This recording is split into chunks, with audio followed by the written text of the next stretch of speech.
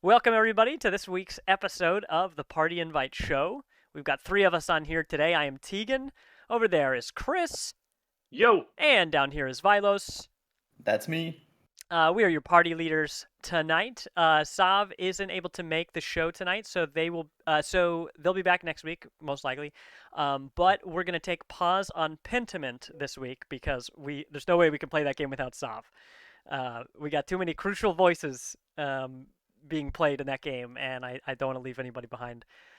So this week we're going to play Spider Heck, which just got a multiplayer update. So that's very exciting. But we'll show a trailer for that at the end of this. Because if you've never been here before, this show is a show in two parts. First, we have our podcast, which begins right now, where we talk about what we've been playing, followed by some sort of party topic. It could be serious or silly, gaming or adjacent. And this week, we want to talk about the games that we think deserve the TV adaptation treatment. The Last of Us Episode 1 came out this week, and I think this would be a perfect time to just jump into our Blissin' Up, where we talk about something upbeat that made us smile this week. And all three of us had something to say about The Last of Us. So I have nothing but excitement for the show. I am in the before phase. Have not watched it, only listened to some good interviews with Neil Druckmann on NPR and seen like the same basic coverage. Haven't read any reviews, but they seem positive. People seem pretty happy about it, so I'm excited to jump in. Like an 83-ish minute show. That's pretty dope. I've always thought miniseries are the best way to tell stories like this with very interesting characters in a big world. Better than a movie and better than a 30-minute episode for sure. So I'm hyped. I'm really looking forward to checking that out. You two, you are not in the beginner phase. It looks like if I'm the beginner, Vilos might currently be watching The Last of Us. Are you like halfway through an episode, or are you like... I literally got 35 or 40 minutes into it today. I meant to do it right after work, but work kept me a little bit late. So I got literally halfway through it, and obviously it was the game prologue. So I think we all know what that was. Indeed. Yeah. Indeed we do.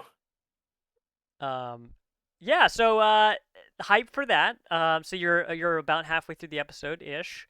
That's pretty rad. I you know what? I won't say anything else because it could be a spoiler to people who don't know anything about The Last of Us. Hype.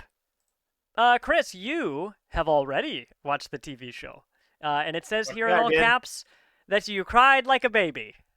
Yeah. It checks out. Like the good Lord intended. So yeah, watched it the second it came out. 8 p.m. Central, 9 p.m. Eastern. Amazing. Let me write that down. 9 p.m. It was funny that it was like bedtime, and Lucy and I are like, "Were we gonna watch this tonight?" Like, there's no way, because even if we make time for it, we're not gonna fall asleep anytime after it finishes. There's no way. You know, we're gonna talk about it, and like as this kept approaching, like I told Devin, I was like, "This is the entire reason we have HBO Max right now." Like this is the entire reason that I paid for this subscription. And she was like talking to me the day of the show coming out. She's like, "You're like really excited for this." And I was like, "Well, it's just probably like one of my favorite pieces of media ever." Yeah. So, yes, I am very excited for it. And yeah, so I cried like a baby. Devin apparently cried mostly because she saw how much it was affecting me. Yeah. So, but she seems to like it so far. It's really great. It's awesome. Like, I'm sure people have seen all the videos going around of like the scene from the game and the scene, you know, in the show, like on top of each other, like just showing that it's that. I mean, there's differences and it's cool. Like, I like seeing the differences. I like stuff they're being able to do, you know, given the time to explore that stuff. Yeah, I'm so excited.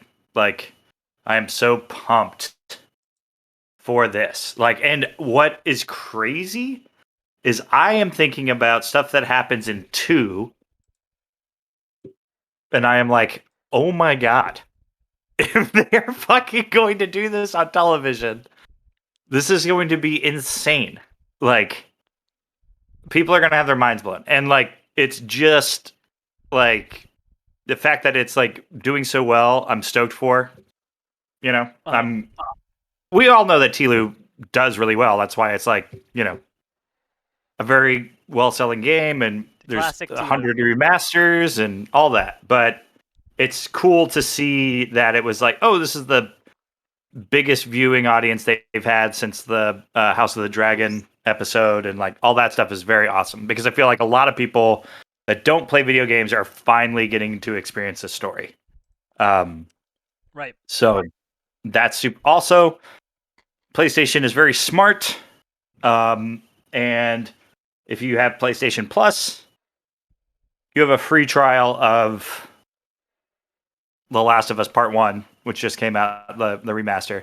That just came out. There's a free trial up. You can play 2 or 3 hours or something of the full game. Dude, they even fucking did the deal with Hulu. Like, you can watch HBO Max through Hulu in order to watch this shit. Like, it's wild what they did with that. Like, everybody's so like it's so hard. So yeah, if you had any doubts of like how much HBO is pushing this, it is literally everywhere. And everywhere is giving out free trials to HBO Max for a month. Like they're like, I think I saw it on Amazon that was like free trial of HBO. Right. Here you go. Watch the show that everyone's talking about. You know, like it's they're pushing the hell out of it. I am so anxious when I watch it. Yeah. Like I haven't had that like anxiety of watching a movie or a TV show since like when I went and saw Prometheus in the theater. Mm-hmm. Like just like anxious, like don't fuck this up. Do not fuck this up. Do not fuck this up. That was please be good. Please be good. Please be good. You know? Yeah. Like I have not had that. Like I was stressed watching this first episode. It's a good way to watch a show. Like I was just like, I mean, it really is. Like I have 2 takeaways from the half of that I've watched, and it's number one, they established Sarah very well. So anybody that knows Joel's daughter, she's so fucking great, just great. And then the second thing was that the show looks so fucking real. yeah. Like we know that there's going to be CG in this thing. Obviously the trailers, but even the trailers were like, okay, cool. This looks real for the most part. But like this entirety, the entirety of the episode that I've seen so far, it's like shit's happening, and it looks like they fucking really did it. That's the thing. It's so far it's masterful storytelling. And that's kind of what I expected from the fucking director of Chernobyl, because that was a good ass show. So very excited. Really quick Easter egg that I want to shout out that I saw that I was like, holy shit, are they fucking killing this? In The Last of Us 2, when you're running around with Dina, and it's early in the game, she says, hey, what are you doing? Like, what's going on with you and Joel? And she's like, I don't know. I'm just trying to like, I think we're going to try to have a movie night soon and like hang out more. And she goes, oh, well, what are you guys going to do? She's like, oh, Ellie's like, we're going to watch a movie. We're going to have a movie night. And she goes, what movie? The movie that Ellie says is the movie that Sarah and her dad watched in the first episode of the show. Oh, really? It is like, holy shit. Holy shit. And it's like, it's great because like even listening to like HBO's official podcast, which I recommend, because it's Neil Druckmann, the Chernobyl guy that I can't remember his name, and oh god, voice actor. Why can't I think of his name? He is the voice actor. Troy Baker. Troy Baker. Troy Baker. That's the one. Yeah. You go get him. No, Troy Baker. It's one yes. of them. Yes. and it's great, and they have like a bunch of insights about it, and they just like really deep dive and give you a lot of like really fun nuggets of information about the creation of the show.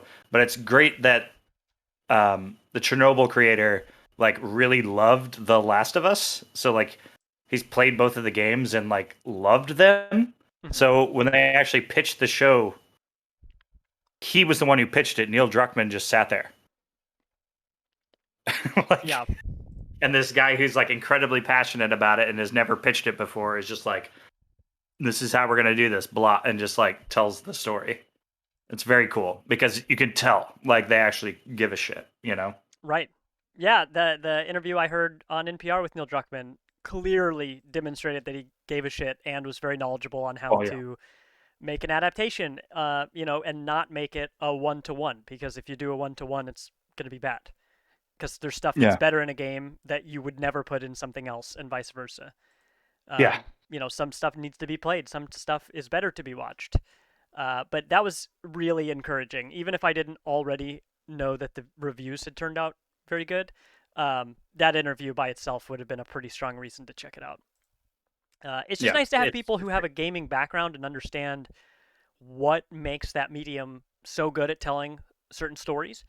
Can then, especially like The Last of Us is a cinematic game anyway, so of that course. transition is not that big of a jump, but it's really about creative, intelligent, or creative decisions that are going to be acceptable or beloved by old fans who know everything about the games and people who know literally nothing about the games, just that they're popular. Yeah. So it seems dope. Seems like about as good of an adaptation as you could get. Again, I have not watched it yet, but it's nice to feel encouraged about something like this. It just gets botched plenty of times, plenty often. But stuff like this can really go a long way towards showing people what a medium like an adaptation like this can be. Yeah. Especially since it's not a movie, because movies can be tough. I think that transition towards TV shows, same as Marvel has done, allows for different types of stories to have time to breathe. Yeah. But that's pretty sick. So, The Last of Us out on HBO right now. The first episode just came out this past Sunday. I believe the second episode comes out in a week and a half. So 2 weeks from that date. Don't quote me on No, that, but doesn't it come out this Sunday? It's every Sunday. oh well, I suppose it is then. Somebody last night was trying to tell me it was every 2 weeks, so I'm only repeating what I Maybe. heard secondhand. Maybe, but let's actually find out. Well, then let's get into the meat and potatoes while you look that up, Chris. Let's talk about what we've been playing. Vilos, do you want to get started here? Yeah, I've got I think one or two videos in the Dropbox here. So yeah, the game that I played the most this week, besides a little bit of Rise Eterna, because again, that's the fucking Fire Emblem wannabe that I started playing last week that I'm very disappointed in. Mm-hmm. Uh, I went back to Pokemon Violet to get some raid stuff done because we had a couple people join us in Discord. That's me and Odysseus. We're doing some raid stuff because they had a little bit of time remaining to get Cinderace. For those familiar with Pokemon Violet and the raid system, we had a timed raid for Cinderace, and literally the last hour of the raid's availability, we jumped on as a group of four and just we fucking planned it like you're supposed to, and we just killed Cinderace as many possible times in raids as we could, earning sweet, sweet, sweet rewards like experience items and stuff like that, and Stardust and shit that I can sell. Like, it's a really good time. Raids are, but if you want to play any of the raid videos that I put up there for Pokemon, um, Sure. I think this is the right one. Yes, it Real quick, is. HBO is every Sunday. It is this Sunday. Okie 27th. doke. Well, you Yes. heard it from Chris correctly first. Thanks for looking that up, because I would have felt bad if somebody was like, "Yo, I didn't even check it and I got spoiled somehow because there was an episode out." Well, cool. Let's get this video up here. Yeah. So if you haven't played a raid in Pokemon, but you do have Scarlet or Violet, like I do highly recommend it. Just one thing to note is that raids are still buggy as fuck. This I game came out in November. As we know, it's been a full 2 months now that it's been out. And as we can see in this video, we might have already passed it, but at the very beginning of the video, I think it was, you actually see Glaceon's health bar go all the way down. Yeah. It's like, oh, hell yeah, I can catch it, right? And then all of a sudden, oh, here we go. Okay, so we got that hit. The health bar's gone right now, right? And in a few more seconds, it's just all of a sudden back because that's how fucking Pokemon raids work now. I The internet, like, I don't know why they can't get it right, but they just cannot get it right. Even in the single player version of these raids, you can have AI jump in. It still fucks up, and I don't understand. Like, you can literally like be playing, and then things just don't happen. You can sit at a screen like this for an entire minute um, Lol. of real time, and nothing actually happened on screen. That's I've that's good. Yeah, I've got several videos where you can hear things happening, but it's just a white screen on the Switch, and Oh no. it just makes absolutely no sense. Really, the real challenge in these raids is not picking your Pokemon; it's getting into a raid that actually works. But suffice ugh. to say, if you do get into it, it's a really great way to complete the Pokedex, especially if you don't have a whole lot of people that you know that can trade you this or that. Mhm. There's a lot of just really phenomenal Pokemon because for those that want to play competitively, you're looking at getting Pokemon that have really good IVs, and most of the Pokemon that you find in these raids actually have amazing, quote unquote, amazing stats. So it's like it's almost top tier IVs most of the time. Yeah. So it's the Pokemon that you want to keep and train for any kind of competitive play. But yeah, it's a really good time to just try raids. A lot more things are happening on the Pokemon Violet and Scarlet side of things. Greninja was announced over the weekend, Nice. and I think that's next week that Greninja is going to be available in raids. So yeah, it's they are kind of drip feeding stuff a little bit more often than usual. So hopefully we have like in the next couple weeks, I should actually have my Pokedex like completed, Oh yeah. and then they'll actually have more of these other generation Pokemon hopping into these raids. I'm sure. So it's a good time. It's still a really great time to be a Pokemon fan. Um, and really, if you've completed everything else in the game, like this is it. Like you're either shiny hunting or you're finishing the Pokedex at this time. So the raids are the way to go. If you have three friends that want to join you, like have at it. Well, hell Just know yeah. that your internet connection doesn't fucking matter because it's like uh, the online system makes no fucking sense at all. I was in voice chat with you guys while you were doing this, and I don't think I was watching. I think I was just listening, and you guys kept mentioning that the animations would all stack on top of each other, so you just couldn't do anything. Uh, was that bad enough that it was like actually hard to, well, I guess number one, either complete the objective, or number two, enjoy completing the objective? Well, when we were specifically doing it in Discord, we had a plan that we could stick to easily. There was literally no room for error for our plan specifically because we had exactly the right Pokemon with exactly the right moves. The only thing that we were trying to do any faster would be to see if we could one shot the Pokemon, but like Right. it's near impossible to do it timing wise because it does actually matter when you input your move. But again, with the internet, like the internet does not care. It will literally stack everybody's animation. I have gone. I went. I went into a raid over the weekend, and I think they basically time out at 5 minutes. I think, Mm-hmm. but I was in the raid for less than one total minute.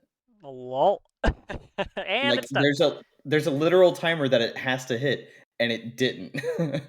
Like I got into it, I didn't get a move off. Period. Nothing. I didn't do anything. Watched my teammates do like 2 or 3 moves. Like they just did it, just bam, bam, bam, bam, Back to bam, back bam, to back. bam, and we lost it in 1 minute. I'm just like, this is one of those things that makes me want to not play. But Yeah, um, big oof. Big yeah, oof. Oh, well, yeah, I mean, sorry that it isn't smoother, but it was pretty cool to see you guys all tackle that over the weekend. Um, it's always fun to see a new trickle of members in our Discord, and seeing y'all pop in voice chat to do a Pokemon raid was pretty fun. I haven't seen that before, so hell yeah. I hope you guys get a chance to keep knocking those things out if you still got more on your list that you need to do. So were you were doing it to complete your Pokedex, or just because you wanted to play Pokemon? Um, and this was a the I was in game. specifically doing it for the rewards. I did do a whole lot of Pokedex stuff over the weekend after, because I was like, well, I got the game in, and I should Probably play that. probably catch some shit. And so yeah, I almost all of the Pokemon I need still are either from the other game or just evolutions that I held off on Mhm. doing. So I just evolved a shit ton of stuff. But the thing is that the raids give you a lot of experience items that you can easily do the evolutions for. So Oh, that's nice. yeah, Like I like evolved leaf stone like and stuff, or like rare candies. uh, actual candies, because there's small, medium, large, like experience candies, not just rare candies anymore. They're That's actual nice. experience like chunks. Like Um, a specific yeah, it's a amount. very This gives specific amount 10,000 for each experience. one. And whenever you complete these higher quality raids, 6-star raids, 5-star raids, you get a whole lot more of these items. So Sweet. uh, that's what I did, and I probably evolved like fucking 30 Pokemon over the weekend. Wow. So yeah, Wow. I thought you were the gonna say raids did evolved it. like 5. Nah. Nah, fam. Nah, those are rookie numbers. Well, cool. Okay, well that's Pokemon Violet. No, Scarlet. Which one did you play? Um, Violet was the one I played. Violet. Violet. And Sav has Scarlet? Question mark. Um, No, no, nope. they also I just Violet. don't. Well, okay. All right. Well, Purple game. Come on. that's true. Okay. Why would I even? I'm sorry for my mistake. Please forgive me. Oh. Well, cool. That's Pokemon Violet, and we talked before the show. We were like, "Yo, Violet, are you gonna play Spider Heck with us?" And you're like, "Nah, canceled my Game Pass." And I'm thinking, my gut reaction was, "How could you cancel your Game Pass How subscription?" dare you? But the truth is, Vilos has got so much JRPG on his plate that there's no room for Game Pass and all the stuff on your list. Fire Emblem comes out tonight? Hell yes. I'm Yes, it picking it up does. at like 10 a.m. in the morning. Oh baby, so we know where you'll be. Um, yeah, just make sure touch some grass this weekend. I guess. Um, Absolutely not. I won't do that. Well, cool. Then, yeah, keep enjoying that game. I'll be excited to hear about Fire Emblem hopefully next week as you begin your journey for your 2023 huge, massive grind of a bunch of very sizable games, a bunch of JRPGs. For anybody who hasn't read the blog that Vilos posted on our website, the website's partyinvite.games, and you can see the ambitious list that he's set out for himself. So go check that out. Chris, let's bounce over to you. Yo. Or actually, well, so I'll start by saying we mentioned earlier that you and I started a new game stream this week, a new schedule. So We people did. will see a lot more of you and me. You on Tuesdays, me on Mondays. Hell yeah. So I got to sit and hang out and chat in as a mod this week and watched you play some games. So let's hear what you got. So really quick, and this will be really fast. Uh I think last week, this is on there. So this is the first thing I'm going to talk about, Thomas. Very, very quick. oh. I think it was last week I was talking to Vilos about cloud gaming, Xbox cloud gaming, and saying that my TV, it sucks. It's brutal and doesn't work. Mm-hmm. All of a sudden, while I was doing something, watching something. A little notification popped up in the corner of my TV and said, "Update." I was like, "Oh, I wonder if that was to fix the Xbox cloud gaming." It was. It Hell totally was. And so I've been using my TV as a little indie machine, a very large indie machine, right. and playing indie games on it. Played a little bit of Ori. Man, that game is hard as hell. And Eastward. I've been dabbling a little bit of Eastward as well. Everything else kind of runs fine on it. I just figure like the best utilization of like cloud streaming is like, you know, some of the, more indie games, it'll be less strain on the television, less strain on the, internet and all that stuff. So, but yeah, it works great. It's awesome. Seems cool. Hey, guess what? Cloud gaming is a thing. It's like not in the future, it's right now. The future is now. The future Again, is now. Rest in peace, Stadia, but not really, because Rip. Yeah. So also on the Samsung TVs, it also has Amazon Luna, which I forgot was a thing. Oh, I forgot that was a thing too. And the Nvidia app as well, which I remember they also do game streaming. So that's interesting. But anyway, yeah. So this past Tuesday, decided to we were gonna do our new stream schedule. So I started by playing Warhammer 40k Chaos Gate Demon Hunters. Those are all words. Those are all words that Or exist. Demon Hunters, depending on which character in the game is saying it. Yep. So this is an XCOM like. As soon as this game came out, it got really solid reviews, and I was like, "Man, I really need to check that out because I like XCOM. I need to play this game." Now that like Dark Tide's come out, and I really enjoyed my time with that. I've been dipping a toe. A toe has been dipped into the Warhammer universe, mostly 40k, but I don't know. I just feel like I don't They're know popping where off all right this. now, man. I mean, they've I don't know where basically this money never. came from. They've never been on my radar, and now they're just like, here, like here's a bucket of games. So much, you can and thank like, Henry Cavill, dude. Like, But yeah, thank him. but I think his announcement of doing a TV series, which of course is very relevant today, is more of an effect and not a cause. You know, yes, I think it's happening at the same time as everything else. But it's like absolutely precipitating this big push to get Warhammer out up front. The D&D movie, the Dungeons and Dragons movie, is coming out. I don't know, sometime this year or something. I saw a trailer the other day for it. it's You like know, shit. and that's been around for a long time. But Warhammer is like practically untouched to gamers like me, which Yeah, means it's definitely unknown for people who don't game. right. And Because it's tabletop, and it's before the video games. There's a tabletop, and the tabletop's been around forever, and like there's spin-offs of the tabletop. Like Blood Bowl is a tabletop game that also has about to have its third game come out. I mean, Moonbreakers is a tabletop game, but it's a video game. Yes, exactly. So this stuff seems to be, I don't know. I'm still kind of confused. I'm like, I googled it to see if anybody had written a news story about, hey, this Warhammer thing's kind of happening. Mm-hmm. Like at least in the video game world, like it's really like I wouldn't be surprised if they released 7 or 8 games this year. Like Gosh, that's a lot. it's a lot. It's all different studios and all Different types of all everything. different genres, and it's just cool. Anyway, I'm gonna write about it. So, and I haven't, found the best way to do that because I've tried to like look back at their other games, their older games, Mm-hmm.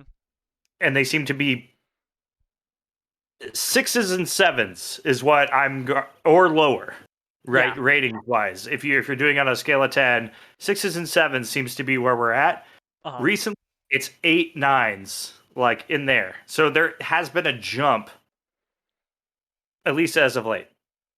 Yeah. So, Chaos Gate Demon Hunters. I'm gonna hit play on the spot here. I love the marker you put it at to start with. This is Yes. You're like, yo, Thomas, you still got that mustache going on, You right? still got that mustache, right? Yeah. Customizing a character. So just like XCOM, you get to edit all your characters and everything. Which is except for their first names, but not their surnames. Wait, is that right? Is your surname your last name? Correct. Okay. Yes. So those are Warhammer specific, which is great. Because we got a Rugen, which meant I could name one Dus Rugen. I believe that was Odysseus's naming of Russ, which is just chef's kiss. Because that is, as you said, the best. You could name you can give them a first name, but their last name is tied to in-game voice callouts that the characters themselves say. So, some of the other great ones you picked were, it's like Palamedes. Yes, Odysseus Palamedes. Odysseus Palamedes. You gotta love that. That's a great name. I'm Tegan Kern. Tegan Kern. They took our world. And Sav had a cool last name, but I can't remember what it is off the top of my head. Sid Storm. Sid Storm. Okay, that's pretty cool. Pretty rad. Anyway, so fans of XCOM games, tactical combat where you're moving your guys around and doing the XCOM thing. This is that. It's got a lot more going on in it. Like XCOM, you still have the I need to make sure that I'm researching this and doing that during the days to make sure I'm like upgrading this thing. I need to repair the ship. I need there's a lot. You're juggling a lot of different things, but I'd say the really fun thing, Thomas, and if you can just scrub ahead slightly so we get to some combat stuff. Sure. The actual playing of the game, the actual tactics are fun, and the abilities are way rad. Like, Sid had dual swords, like short swords, and could warp places. And that only cost 1 action point. You get like 3 action points per character. Looks like that can be increased by leveling up and stuff. But I could warp someplace and attack twice because that's just how awesome that class is. Yeah, that character can move. Right, and also it meant that like I could get out of danger. I could like get out if I needed to. But yeah, there's a lot of different classes. Apparently, there's a whole DLC with another class in it and some more missions and stuff. Missions are different. It's the look of it's very cool. When you kill these aliens and stuff, they explode into bits. Lots of stuff explodes into bits. Oh my god. I can't remember who it was, Thomas, and it might have been just some random that we got last night, but I'm not sure. Or on Tuesday that hopped in because we were playing the game and was like talking to us about the game. Mm-hmm. Yep. I'm not familiar with the name that I saw. It's a new follower. Yeah.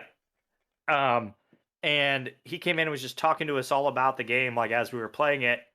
And like I threw a grenade and I was like, "Holy shit! What just happened? Where did those people go?" Yeah. And he's like, "Oh yeah, that bridge exploded when you threw that grenade, and like that person fell and they're gone. They're dead." I was like, "What?" Because I thought I was just going to do a little bit of damage. It ended up doing a lot of damage. Right. There's a lot of environmental stuff that can break. You can like tip over things. Like you'll have like a statue, and it'll be like, "Shoot this," and if you shoot it, it'll like. Then you can decide which way it falls to make sure it falls on enemies to kill them and stuff. It's like there's some really fun, good stuff going on there. And with me sort of somehow, some crazy how, if you would have asked me this a year ago, hey, you were thinking about getting into Warhammer? Be like, fuck no. Absolutely no not. way. No way. But with Darktide, this... some of the other stuff that's coming out, like I sort of have an understanding of some of the lore a little bit. Yeah. Like I sort of get what's going on. I have a loose understanding of what's happening. And all of these games have extensive lore dumps. If you want to talk to characters for longer, you can just sit there and keep talking to them and they'll keep giving you information. But yeah, really, really fun. If you're into XCOM, this is PC only as of now. It may come to other stuff later. But I've noticed that a lot of Warhammer 40K games, like specific ones, will be like, this only is going to be PC, and it's going to be PC for 6 months, 8 months, and then we'll talk about doing a console release. I mean, Darktide on consoles, like that's PS5 and whatever Xbox is the fancy one are the only ones that can run that game. Right. Please go to the store and ask for that. Give me the fancy Xbox. The one that looks like a square, a black square with a green top on it. That's the one I want. Because I don't know, Series SX. Yes, I want the Xbox like Series SXX tricky. But yeah, a lot of fun.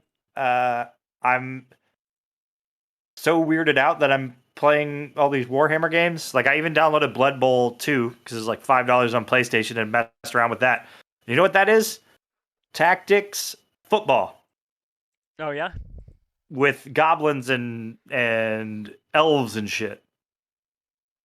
And it's cool, and all of them have different abilities, and like you pay for different like highly skilled players to play on your team. It's just like it's crazy. I'm like, what is this?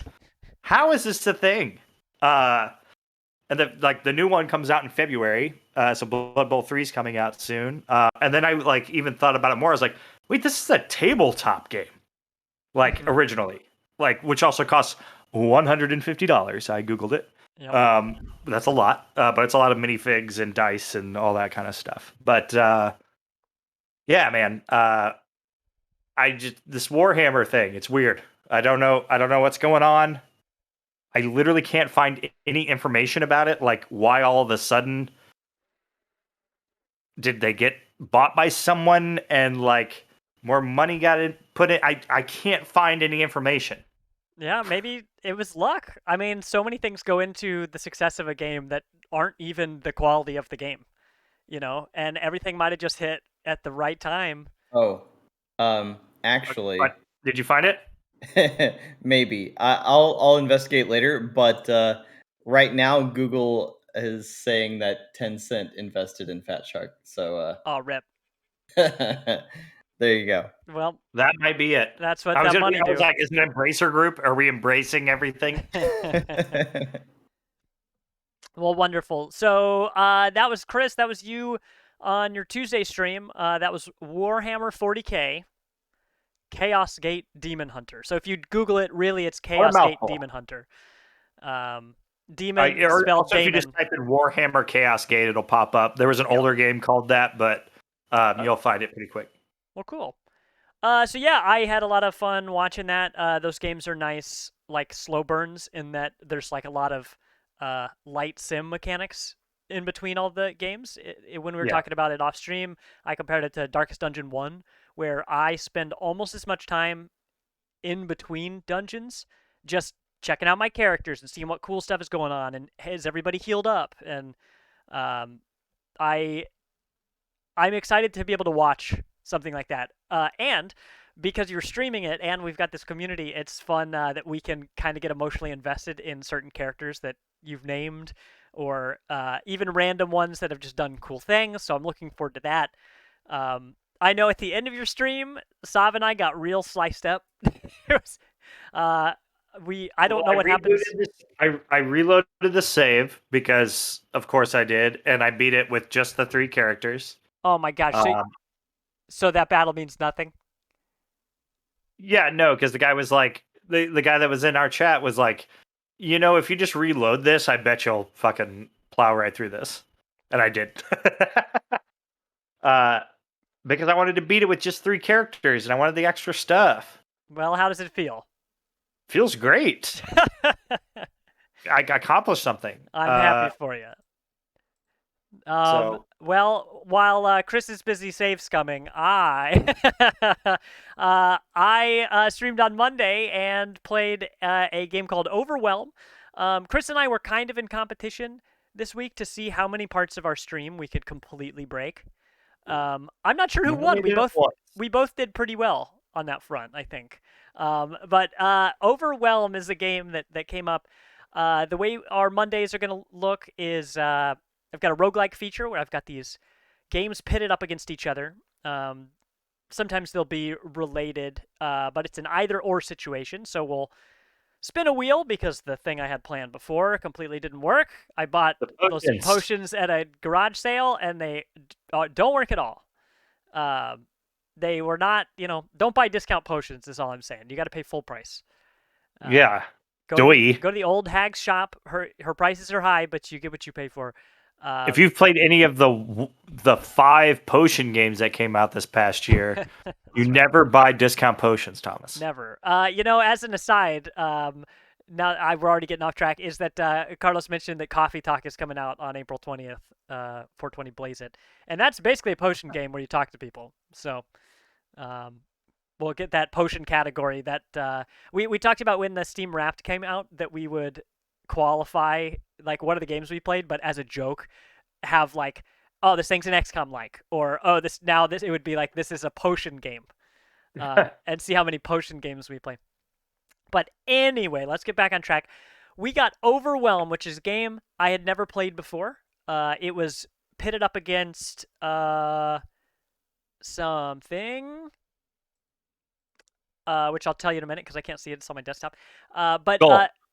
Yes, it was Skull, because those are both new to me games. So I wanted to play at least one of them. We got Overwhelm here, which is published by Devolver. It has the same color palette as, or it's similar to Downwell, which has essentially like two, maybe 3 colors. This one has 4. But you have a character with a gun with a bunch of ammo. You can run out, but it won't often happen.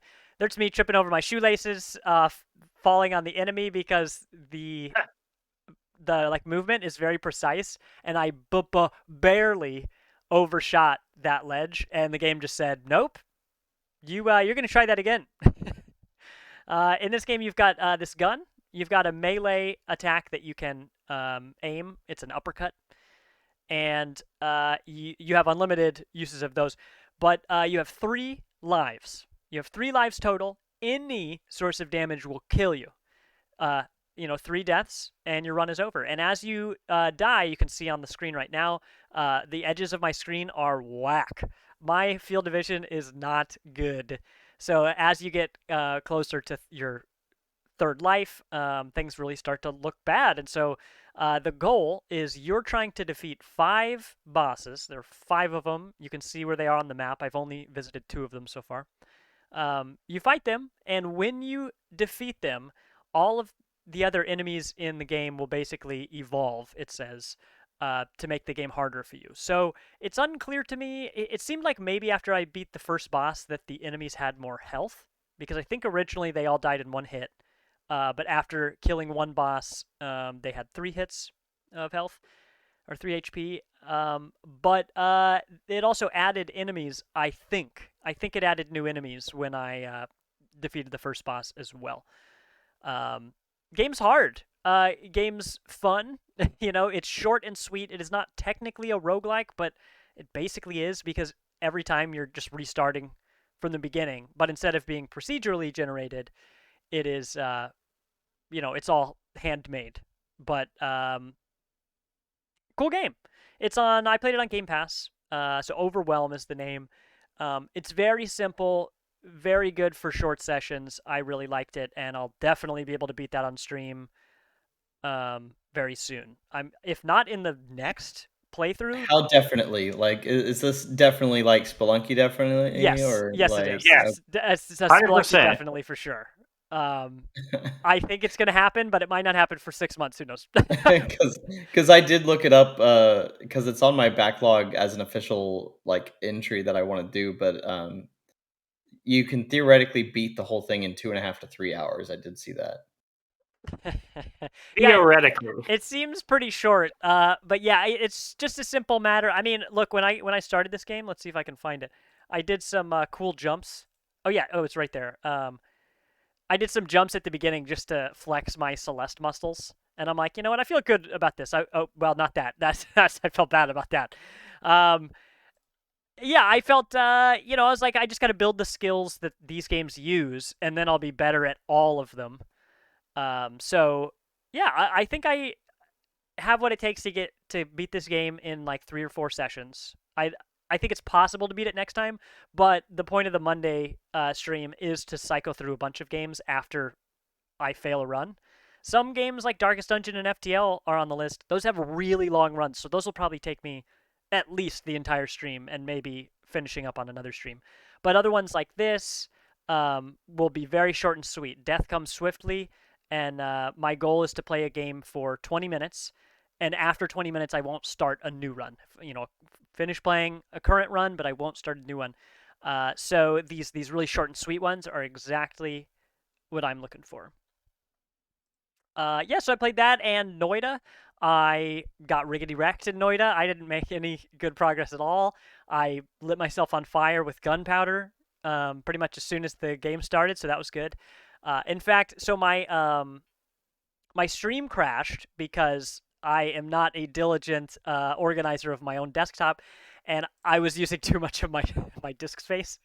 Like I just didn't have any free space on my hard drive like a fool, and it was causing problems. So if you look at the VOD, you see it cut out. Actually, I might be able to see this here. I'll scrub forward, but I cut out, and on my screen everything looks great.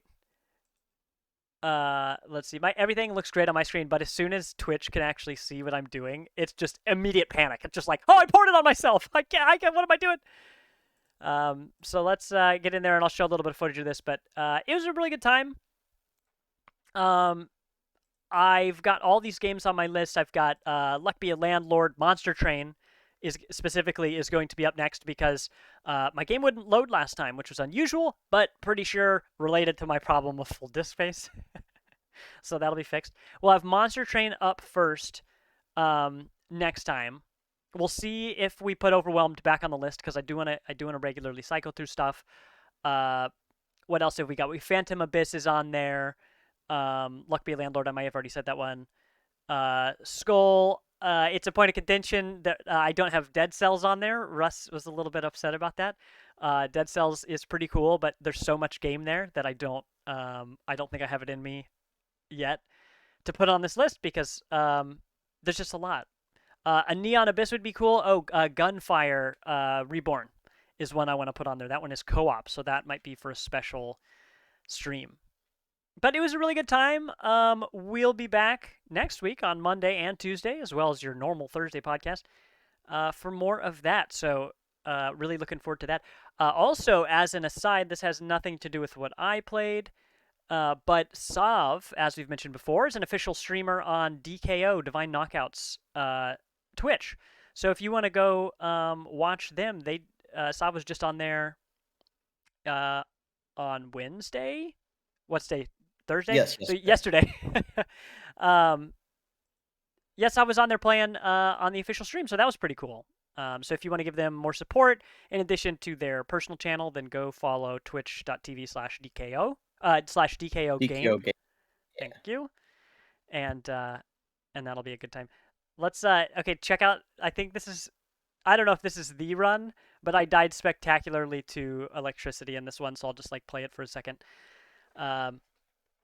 But all sorts of good stuff. What else? I played something else. I dabbled for a second in Frostpunk. You know how it is.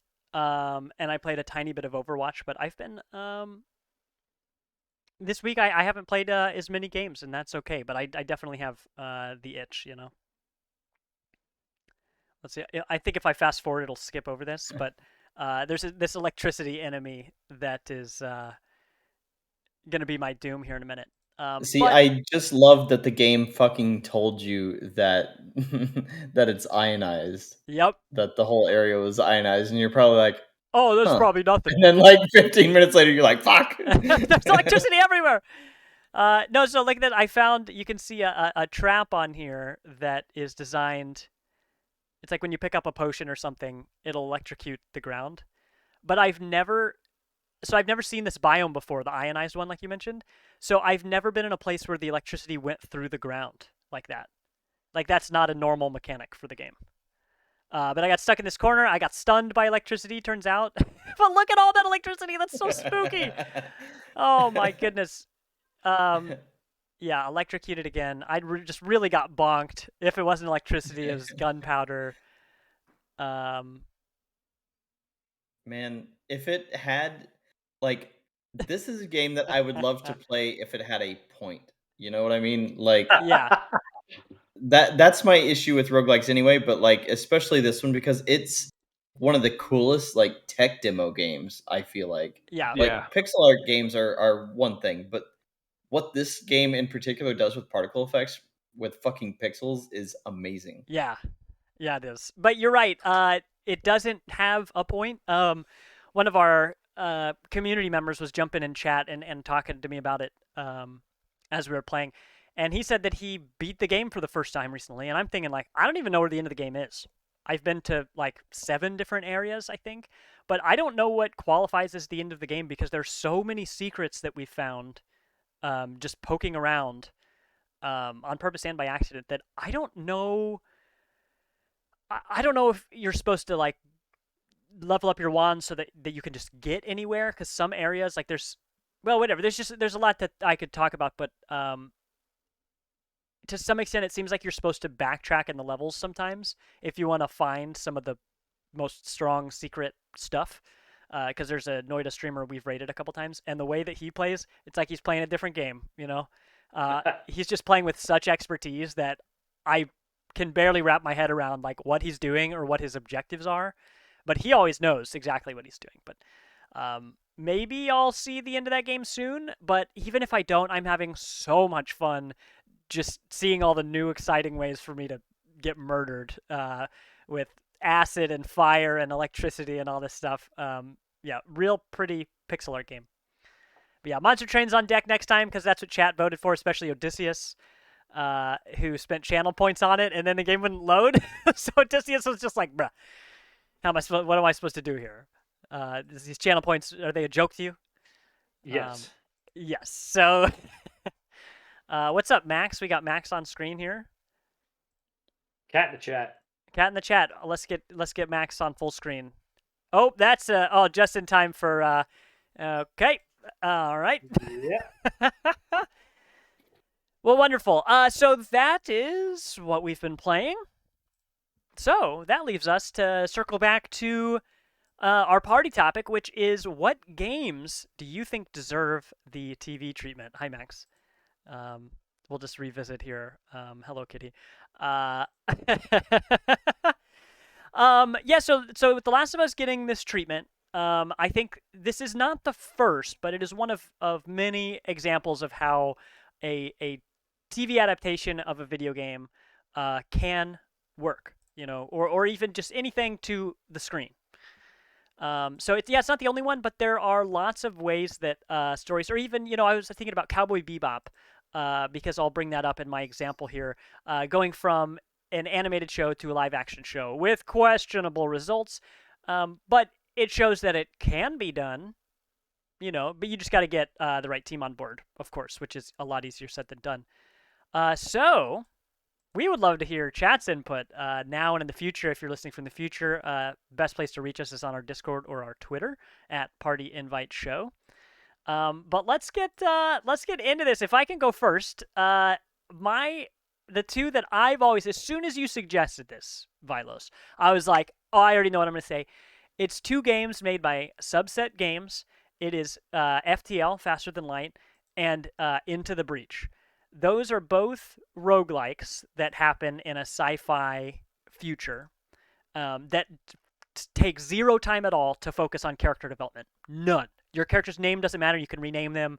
Everyone is just their stats, which is to say that they've got skills that they're particularly adept at.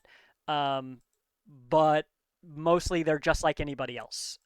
It's a little more complicated to that than that, but because those are both roguelikes and anthologies have been so successful lately on like Netflix, for example, um, I think this would be a great time to see something like that turned into a show. Let me get this Into the Breach trailer going here. Oh, that's the wrong one. Hey, everybody. Okay, well, I'll get this going up here in just a second.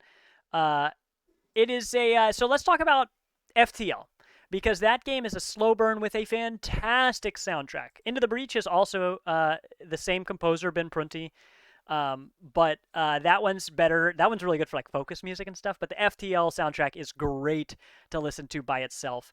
It's got this wonderful music that sets the tone. There's one of the songs, NG Explore is what it's called, that would be a great intro theme song. You don't see the video? You're right. We'll get this up here. We'll get this up here. Yeah, give me big money. Here we go. And I'll get this bad boy full screen for you for a second. So this is the trailer for Hey. Into the Breach, because it's the first one I had up. This is a game where you control the pilots that operate many different kinds of mechs on 4 different islands with all sorts of special environmental abilities and all of these things. But the point of this game is that bugs, these humongous, massive bugs, have shown up, I think, from space, and they are about to mess up everybody. But you're on this island, and you just discovered this technology that allows you to travel to other timelines. It doesn't let you move to the past; it lets you travel to a different timeline. So the premise of this game is that you are these pilots who can travel through time, who are trying to save the timeline from these bugs. And so even if you win, the idea is you just head straight back into another timeline with one character. You can take one pilot with you, win or lose. But I think this would be such a cool anthology where you could see all the different mechs and enemies show up under all of these wild conditions, because this game is full of interesting interactions between all these abilities and unit types. Yeah, the gameplay footage just doesn't do justice to the world building. Yeah, I completely agree to that. Agree with that. This game is like a game of chess, so it's got this nice loop of like what could happen and how can I manipulate this and all this.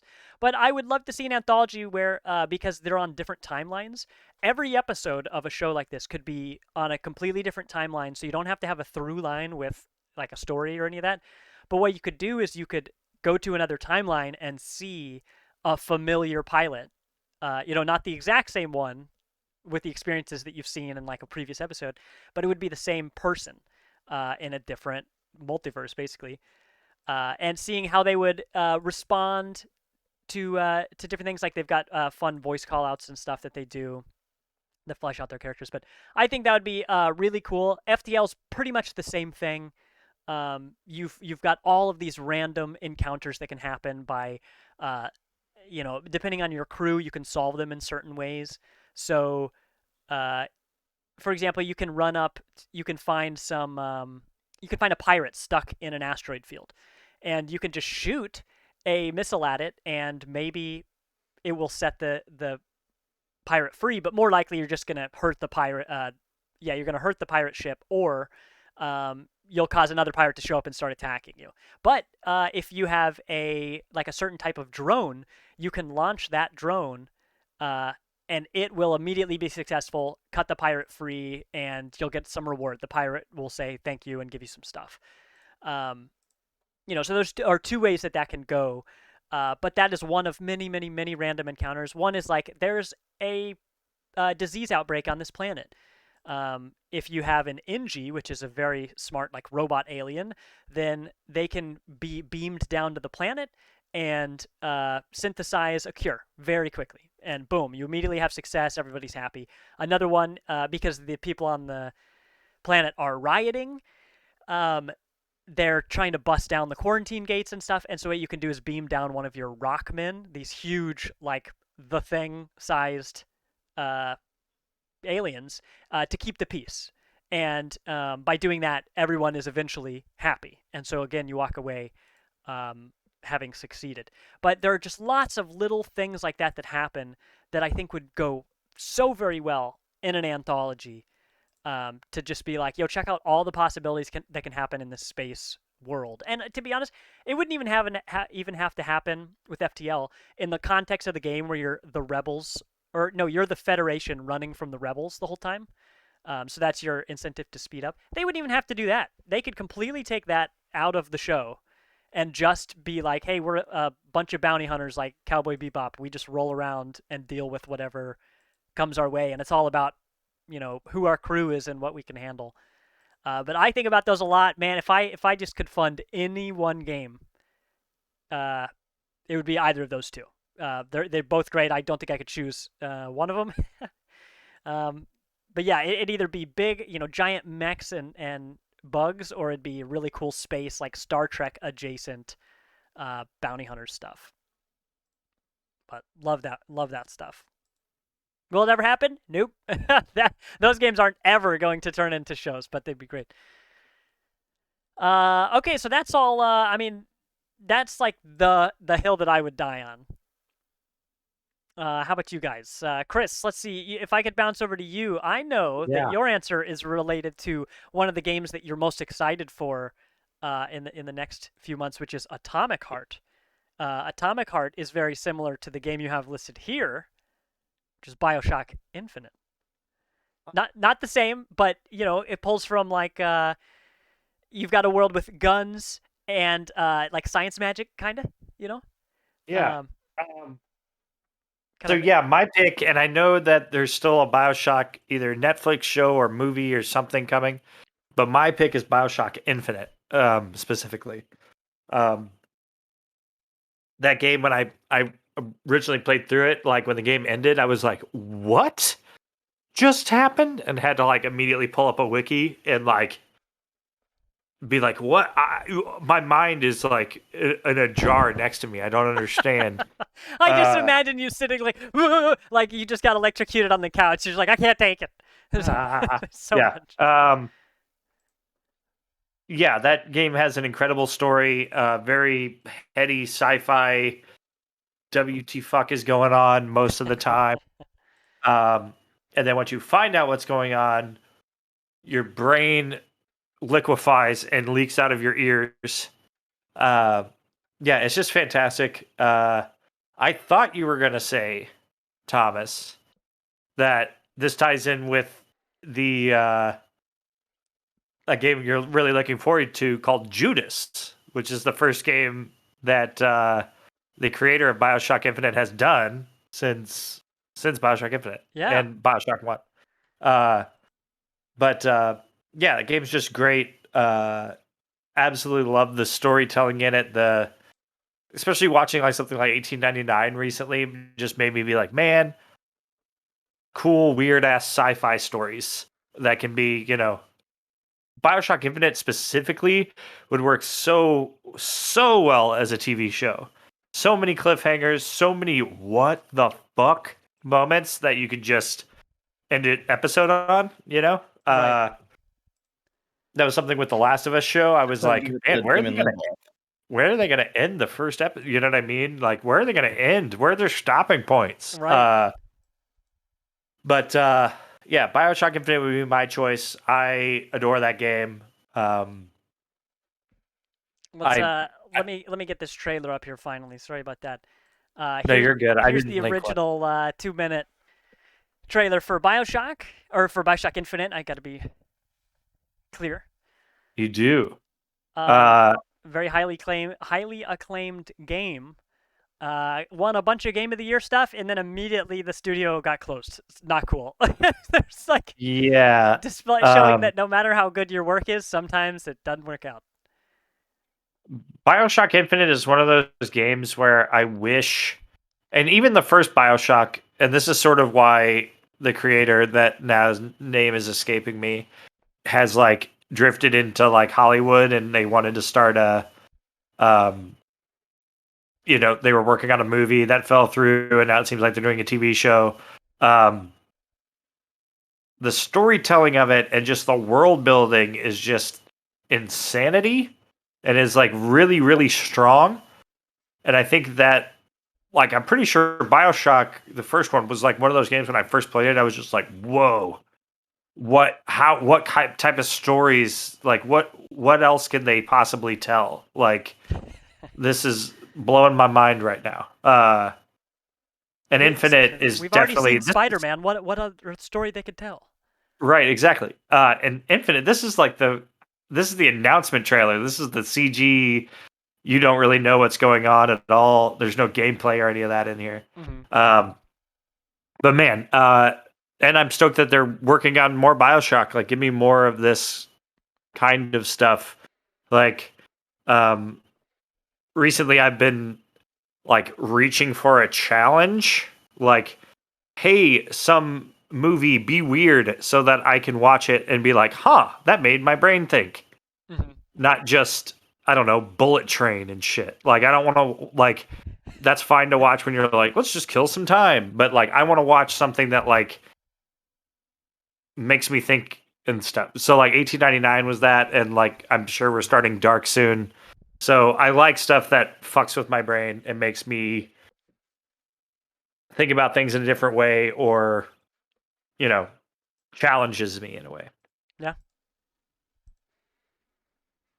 Which, speaking of that, the Beau is Afraid trailer is super awesome. Go check it out. Yeah, I'm confused about that, but I don't disagree. What? You're confused? I think I just had I don't know why I thought this, but I thought that movie was way different than what that trailer reveals it to be. I don't know why I thought that, but It looks like it's Ari Aster, so it's Hereditary and Midsummer. So everybody assumed it would be like a horror movie, and where it's more. It has afraid in the title, Yes. So I just had a different. I believe there will picture be in my like some like horror-y things. There's definitely gonna be like some graphic stuff that happens. We were just like, oh my god. But I believe that movie is gonna be more like a Charlie Kaufman movie than a Ari Aster movie, if that makes sense. Those are two names of people who are involved in movies, probably. Yeah, I'm the odd man out. You two know a bunch more about movies than I do. Vilos knows what I'm talking about. Terrible with actors' names and anybody's names, really. Tegan's like, those guys were actors, right? Yeah. Okay. Right. Well, cool. So yeah, Bioshock Infinite I think would be super cool. Judge based on that trailer, which you said doesn't have any gameplay in it, it's just CGI. That was the very first look at Infinite that we ever got. Yeah, I think that illustrates how that could totally, without any gameplay, how that immediately could transition to a different medium of storytelling. Lots of cool stuff in there, and Twists and turns and yeah, cool man. world building. I mean, look at it's a floating city. It's like a steampunk floating city in like 1920 or something. The thing that I know will pretty much never happen is that will never happen, because even if they make this Bioshock show or whatever for Netflix, like they might reference it as like, I feel like whatever this Netflix show they have that they're working on for Bioshock is, it's a season, it's the under the sea stuff, it's the first game, and that's it. And you may have somebody offhand reference some other cities, and somebody mentions Colombia, but that's it. Like, you can already guarantee it's not going to have a fucking second season because they're just not into that anymore. No. Yeah, and I just don't think that unless it like does gangbusters, we'll ever see the Bioshock Infinite story specifically, even though it is the best Bioshock game story wise anyway. It's amazing. That's like one of those games that I'd go back to every few years or so. Just like, yeah, I should probably boot that up, or I should probably watch all the cutscenes from that. That's so much to replay again. Well, the cutscenes would be cool. Bioshock Infinite actually isn't that long of a game. Not the way I play. Bioshock is really long because you're double backing a lot, and there's a lot more digging around in every It plays more like a Metroidvania. Yes. But the Infinite is more action game, and so it's like Yeah, you're usually just going forward and just fighting a lot more enemies. Well, yeah, you backtrack a lot, but it's not like it's just like through the same areas and not like in Columbia. It feels like a bigger space, whereas Rapture is like oh, for sure. Rapture is you know very claustrophobic. Very claustrophobic. Uh, yeah yeah, just when that game when the first game starts and like you see cracks in the glass and water's trickling in, I'm just like, no way would I ever live down here ever. I'd rather live up in the sky where I could just fall off a railing and fall thousands of feet. But no way would I live under the ocean like that. right. But it'd make for a good sci-fi show. So hopefully we see it. Well, hopefully we see it in a way that does it justice. Is really the important part because this could so easily just not be wonderful. It's a funny thing. A lot of people really like the Witcher show, and I didn't love it actually. Uh, which I didn't expect to be in what feels to me a minority, which is fine. I like that more people like the show. I'd rather be in the minority of people who don't like it. But I walked away from that one. I was like, I think this is a well-made show. I just don't, for whatever reason, it just like never really got its hooks in me, and I sometimes got like confused on who and where people were, and all this. So again, I am glad that most other people like that show. Um, but for me, I just bounced off it, and I'm like, I don't really want to give it another shot, let alone with all the other changes going on in that show. I don't want that to happen to Bioshock. I don't want it to come out and just be like, well, it just didn't pan out, and I'm not willing to give it another chance because that would be a big bummer. And since this does have a cool story to tell, just like The Last of Us, it'd be nice to get people who don't know about the game at all to experience something like that. Yeah, I Boo feel Hiss. like enough time has passed from like the first Bioshock game that there's like a whole generation of people that have never played that game. Yeah. Absolutely. You know, which is crazy to think about because I don't know when there was an Xbox 360, the three games you saw sitting next to it were Gears of War, Bioshock, and you know what I mean, like some other, you know what I mean. It was just everybody at the time was like pretty into that game. Yeah. Well, that's a bunch about Bioshock. Let's give old Vilos here a shot at the topic. So, Vilos, you got a few lined up here. I think they're pretty good. What do you want to start Yeah, with? the very first one I'm going to start with Inmost because that is a game that a lot of people have slept on, and if you play the first video, we got some echo again, Chris. By the way, um, Echo. if you play the first game or the first video, you'll see that this is another game that is just out fucking standing pixel art. Um, but it's a game that tells an incredibly emotional story. And this little scene here is one of the surprising amounts of cutscenes that are in this game. Uh, it really, at first, you really don't think it's going to be a game with a narrative. Man, that It's character just got wrecked. yeah, and he spends the entire game getting wrecked. Like literally, this is nothing. The motion, as you can see, the motion and the particle effects in this are phenomenal. The weather here, like it sets the mood. It's such an atmospheric game, and the controls are almost nothing.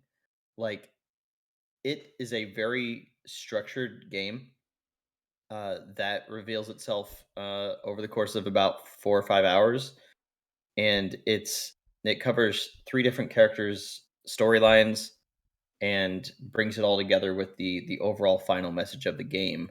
And that's going to be that next video there.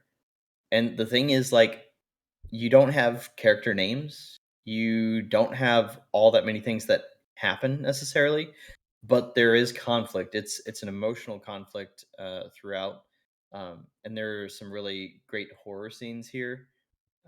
I just think this would be absolutely amazing to be explored in an even better visual fashion.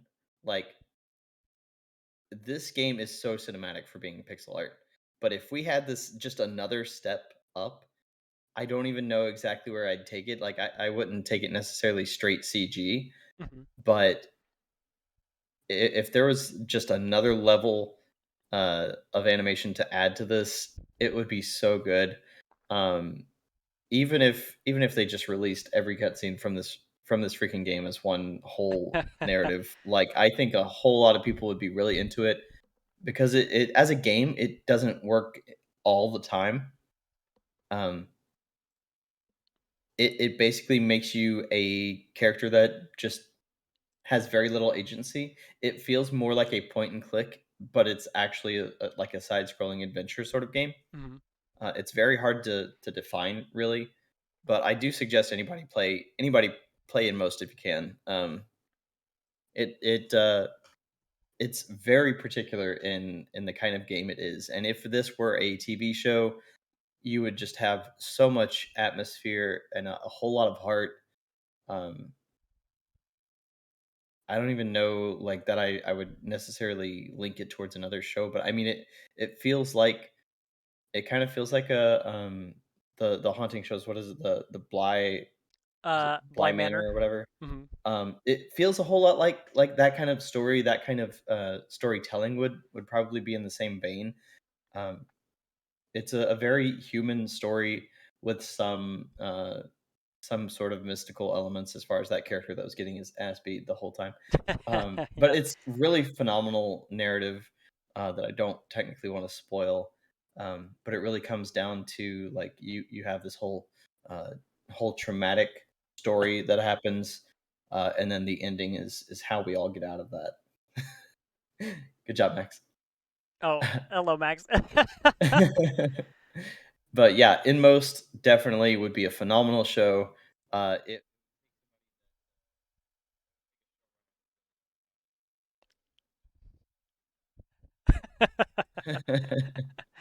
so much butt on screen. Oh my god. Booty. And Um, then the next one I have on the list there is Sable, and the video I have for Sable is of course awesome. Uh, we all know visually how stunning Sable was when it came out, uh, but this game. I mean, this is like this is a game that made me ask. Like, my gut response was this already an existing IP? Because it looks like it would have been made as an '80s movie first, or something, or a short, or even a book maybe. Uh, because the aesthetics of this game, visually and aurally, I think there you that's uh, they are very '80s centric. It's very purposeful, and they nail it. But it's like the moment you set your eyes on this game, even like check out the low frame rate that they use in this game on purpose, makes it look extra like hand drawn. Is hand drawn the right word here? I'm not sure. Yeah, But I mean it's just the line art in particular is so exact. yeah, this game is Um, a vibe. I watched you play most of this in Discord, I think. It's very cool. you definitely watch me play a lot of it. The thing is that it's an open world game, but it lends to what you said earlier about an anthology, because there's no conflict in this game. Uh That's another thing that I had with that separated it from Inmost to me, is that there's literally no combat at all. The entirety of the game is the point is your character is on the gliding, which is your rite of passage to figure out who the fuck you're going to be in life after a certain age, and you're given your glider there, and you basically adventure across the world. Some of the things that you do is you take on different tasks in order to earn masks that oh. kind of designate your potential position in the world. This specific video is when you were trying to see how far your like Yeah, how call far would the glider work. would listen to me. Yeah, Yeah. I whistled at it, and you're like, "Keep coming, almost there, almost there." And so whenever you're doing this, you meet a whole lot of different characters, but they're not necessarily people that are like giving you story as much as just lore of the world. It's world building, like you were talking about. And if you Lore did an of the anthology, Worlds. I love that movie. if you did an anthology in this world, you would be able to see different characters that were taking different routes here. Like there, I forget exactly what all of them are called, but there's like people that are specific to exploring. It's these adventurers that do want to go out and climb across every single thing in the world. There's a scientist that would want to uncover the ancient ruins that are in this game, because if you uncover all these ancient ruins, you'll find the actual story of why we're on this planet, Hmm. which is wicked, by the way, and it actually lends itself to real life, and it's like, holy shit, okay, um, because our solar system is actually directly referenced in Sable. Uh, Are you in our solar system or out of our solar no, system? you're out of it technically, if I remember right. But that's part of it. It's like a whole ass Wally type story, Okay. that you have to uncover. You actively have to uncover it, because again, that's a particular point. You know, if you wanna be that kind of character, that's what you go and be. Um, but yeah, there's so many beautiful worlds. If they continued this line art in any kind of animated show, I would watch it hands down, no Yeah, matter I would what the too. actual content was. It's so gorgeous, and yeah, I would pay lots of money to see this on the big screen or on TV. Just Yeah. absolutely phenomenal. I would just as like some runners up based on some of the things that we've talked about here. I would say some of the games that don't use any audio, or sorry, any words. There's no text or voice acting at all. I would like to see some of those turned into shows. I'm thinking of Hyper Light Drifter. I'm thinking of um, I can't remember what I just had it. But you have a silent protagonist. Well, I'll come up with it in a minute. But I'd love to see some of those shows or some of the games where the entire story is told to you through pictures and your character's actions and abilities and inabilities to do certain things. Um, because those are such a special type of storytelling that illustrates that language is not always a barrier to a good story. Those would probably do better as like shorts or something. I don't know. I haven't even beat Hyper Light Drifter, so I don't really know how all of that would play out. But I've always been fascinated in that method of like taking out something that can be considered so crucial to a story, which is the words, and still telling a compelling story with that. So I'd love to see somebody do some stuff like that. Like you said, with this line art, just keep it coming. Um, I'll just take it all day. Reminds me of the old heavy metal movie that's like almost an anthology itself, uh, which I'm realizing now is probably why I like it so much. But yeah, chat. Tell us what you would like to see as a game. Oh, Inside is the game I was thinking about. Yes. Yeah, That game has no words at all. Not really. And I'd love to see how something like that would be turned into another medium. I did think about putting Far Lone Sales on the list, because that is another one like that. That would just be like, the game itself has puzzles, and the whole point is to keep your ship going. Uh-huh. Like that's the entirety of it. But the narrative that is told that entire time is so compelling. And even if it were like, if it were shot just like the game itself was, like we're talking just the side point of view of the ship itself, and you see your character like doing the shit they need to keep this thing going, like it would still be intriguing, and that would not be the best way to make the show, but it would still be intriguing just because uh it's the journey. Yeah. Yeah. Even just seeing. I mean, it just a screensaver. Basically a screensaver of some of the moments. I mean, I guess it'd kind of be like just looking at concept art at that point, but that's cool with me. And that would build the foundation for uh, a real show. Something I liked in The Last of Us 2. They had unlockable, like as you played, you got some sort of currency or something. Maybe it was just gated by how far you had gotten, like what levels you had reached in the game. But you would unlock character models. You could just look at a character model in different poses or outfits that existed in the game, or just other cool concept art that you wouldn't see otherwise. And I like that some shows even show those now, like in their credits. You'll see, like The Mandalorian. At the end of the show, you'll see a whole mess of concept art that went into what became the shots in the show. And I love seeing that behind the scenes stuff because those shots could have been applied to a lot of different things. It could have been a game or a TV show or a movie. So yeah, like once you get those cool shots of concept art, I mean, a game like Sable, with how visually striking it is already, you're just one step away. I mean, you just need the right, cast and creators to get something really special out of that. But yeah, chat, tell us what game or games you think. What's the hill that you would die on? Which games deserve that TV treatment? And what would you like to see them do? Or maybe who would you like to see do it? Let us know in chat or on our Discord or on Twitter. Long play of Sable incoming. Yep, yep. I do love this conversation, especially in light of the success of The Last of Us. So it's a really good time for it. Quick shout out to Ava for making her first in podcast appearance. Ava's the pup. Yeah. New pup. What's up, Ava? You did great. We'll make sure Ava gets a credit at the end. We'll put her in the credits. Yeah. We gotta include every person on the team. A special thanks, maybe. Yes. Well, special thanks to Ava and all of you at home for sticking around.